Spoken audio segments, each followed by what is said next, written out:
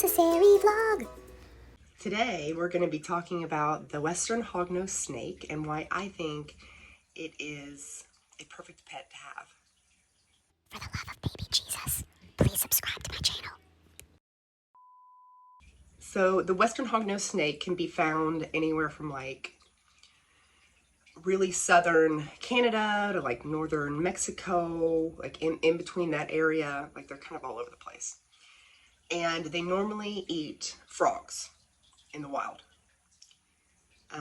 They are called a hognose snake because they have this cute, adorable little, like almost like a duck bill, but it's like a little shovel.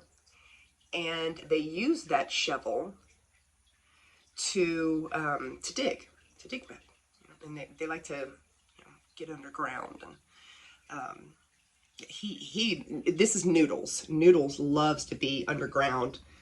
But I will say, sometimes he does some crazy stunts where he likes to climb.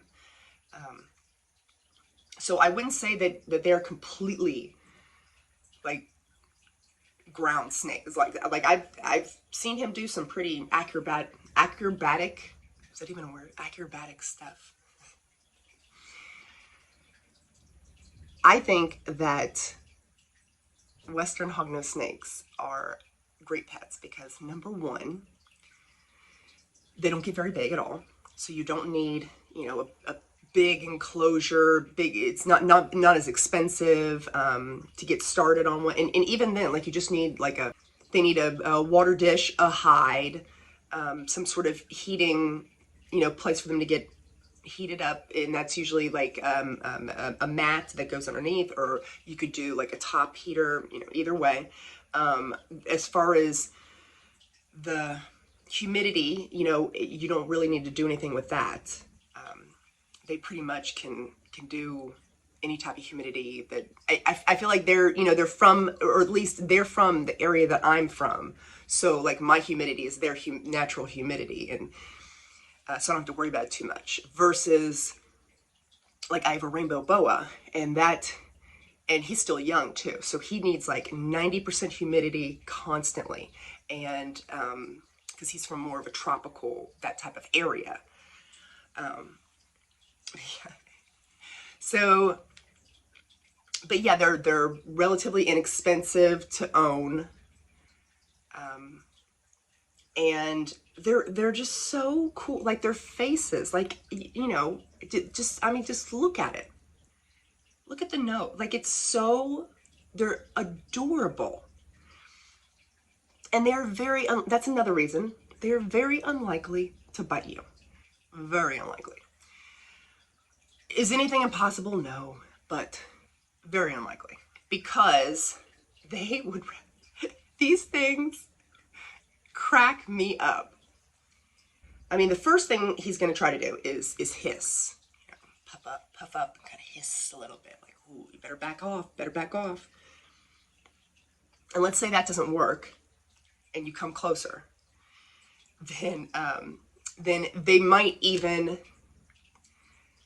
do like what's called a fake, I think it's called like a fake strike, where they, he won't even open his mouth. He won't even open his mouth. He just kind of goes like, ooh, better watch out. I'm going to get you. I'm serious. Back off. He doesn't even open his mouth. It's like a little chihuahua, like, I'm going to get you, to this, like, this Rottweiler. Like it's funny. It's funny to watch. And their faces and neck area will kind of like fan out more. So they look very, if you didn't know any better, if you weren't knowledgeable and didn't know any better, they could look very like a venomous snake. Well, they are venomous, but we'll talk about that in a minute. But like they look kind of like a rattlesnake. Like, oh, you better watch out, But then, so let's say that doesn't work, and you still are coming at him. Instead of biting you, he would rather get on his belly. He will expose his belly, open his mouth, stick out his tongue, secrete a nasty smell, and play dead and play dead. He would rather play dead than bite you.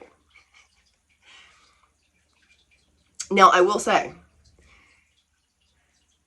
if you've got like tuna, if you've got like, if you have like tuna smell on you, or like mice smell on you, I probably wouldn't pick up a hungry snake. I mean, I feel like that's common knowledge anyway, but under normal circumstances, and even then they would be biting again, not because they're angry or mean, it's because they think, you know, like, oh, that must be food.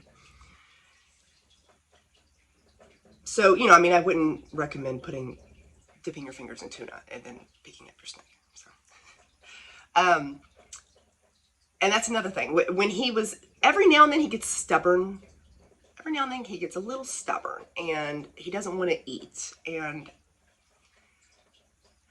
some handlers and keepers will just be like, okay, well, we'll try again next time, you know. No. I'm the mama. I need my babies to eat. And I would be up all night worried sick.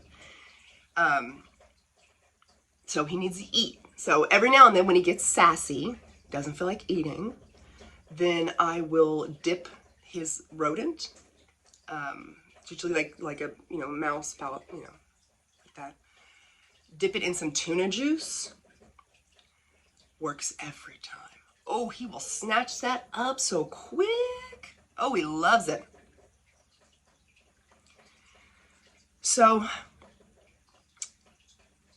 yes, they are technically venomous.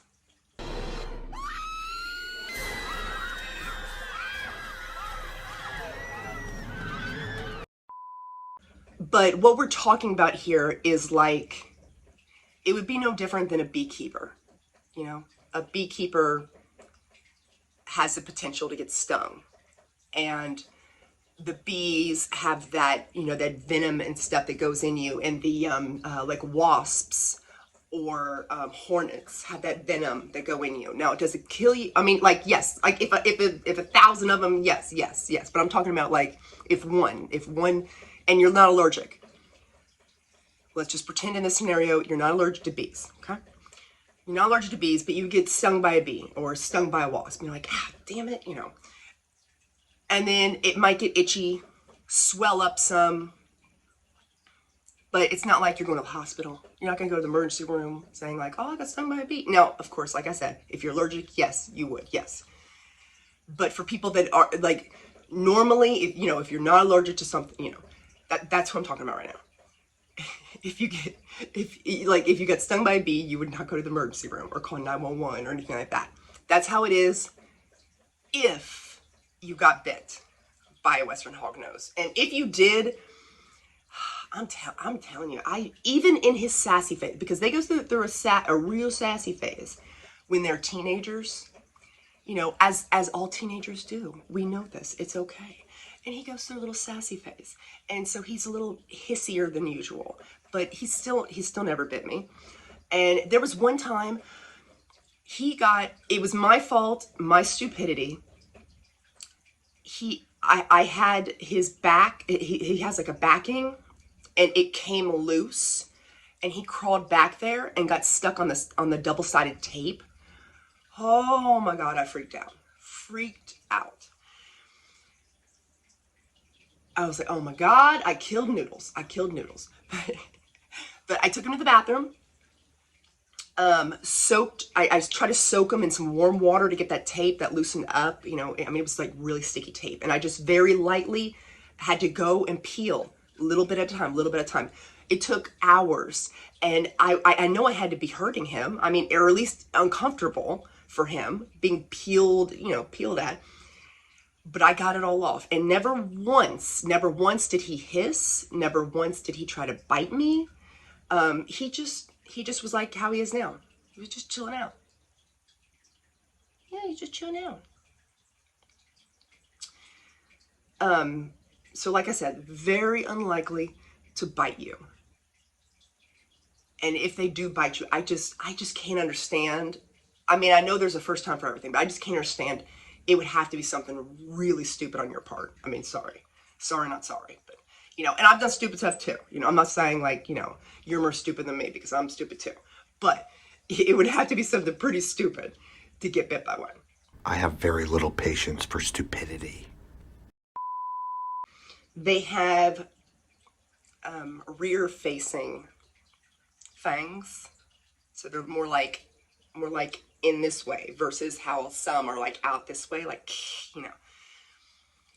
So even if you did get bit, unless they are really, they don't, the venom doesn't come out.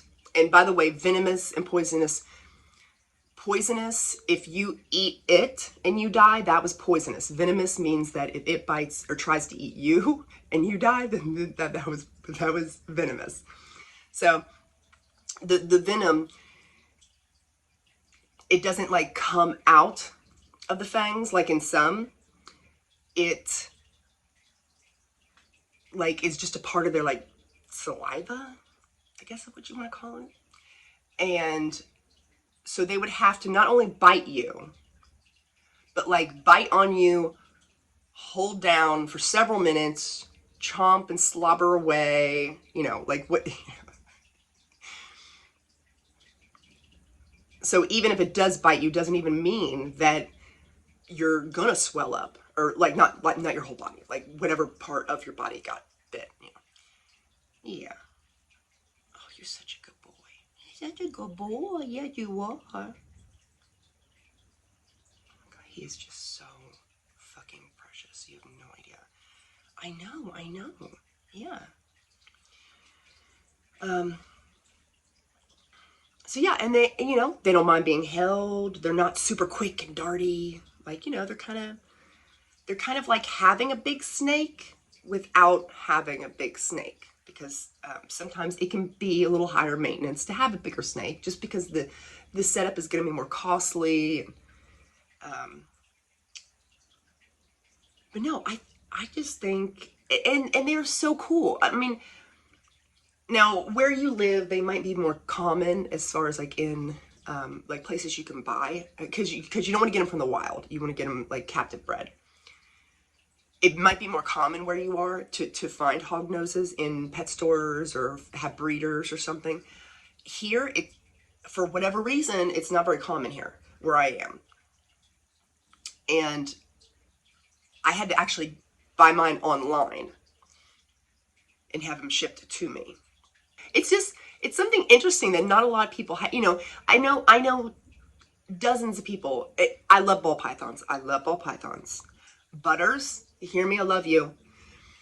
Mama loves you. I'm sorry, baby. Mommy loves you too. I do. I didn't mean to make him feel not important. No.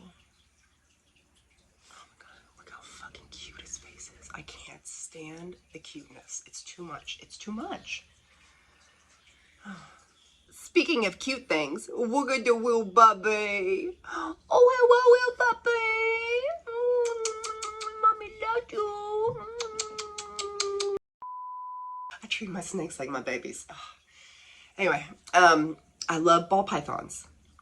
However, you hear about people having them all the time. They're everywhere. Everyone's got a ball python.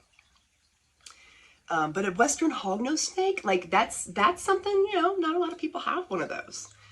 And so it's just interesting. And they're so much fun to watch. He'll just like shovel away, or sometimes he likes to climb, which is weird because I don't know why, but he does. He climbs. He's just, I like his texture. It's like it's much rougher. It's more like the ball python's more smooth and soft, and this is more like rough, and it feels like you're holding like a rattlesnake or something, but you're really not. And it's just really cool. It's just so cool. Like, he is just so cool. He just is.